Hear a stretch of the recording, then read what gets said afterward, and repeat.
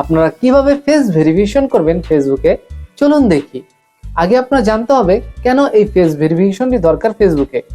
আপনারা অনেকে Facebook use করেন কিন্তু প্রোফাইল পিকচার দেন না বা টাইমলাইনে কোনো আপলোড করেন না রিয়েল পিকচার। এখন যদি আপনার আইডিটি নষ্ট হয়ে যায় বা হ্যাক হয়ে যায় বা পাসওয়ার্ড ভুলে যান বা নানা কারণে আইডিটি নষ্ট হয়ে যায়, তখন ফেসবুক আপনাকে কিভাবে রিটার্ন করবে তার জন্য এই ফেস ভেরিফিকেশনটি দরকার। কথা না বাড়িয়ে চলুন দেখি কিভাবে কি করবেন। প্রথমে আমরা ফেসবুকটি ওপেন করব। ওপেন করার পর দেখবেন লেফট সাইডে 3টা লাইন আছে, এই লাইনে ক্লিক করব। দেন আমরা নিচে যাব, নিচে গিয়ে লেখা থাকবে সেটিংস অ্যান্ড প্রাইভেসি, এখানে ক্লিক করব। ক্লিক করার পর উপরে দেখবেন সেটিংস লেখা, সেটিংসে ক্লিক করবেন। সেটিংসে ক্লিক করার পর লেখা থাকবে অ্যাকাউন্ট সেন্টার, এখানে ক্লিক করবেন। ক্লিক করার পর এখানে লেখা থাকবে পাসওয়ার্ড অ্যান্ড সিকিউরিটি, এখানে ক্লিক করবেন।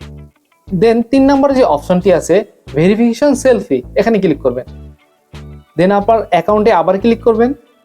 এখানে লেখা আছে save A verification selfie for profile recovery, আমরা জাস্ট খালি নিচে নেক্সটে ক্লিক করব।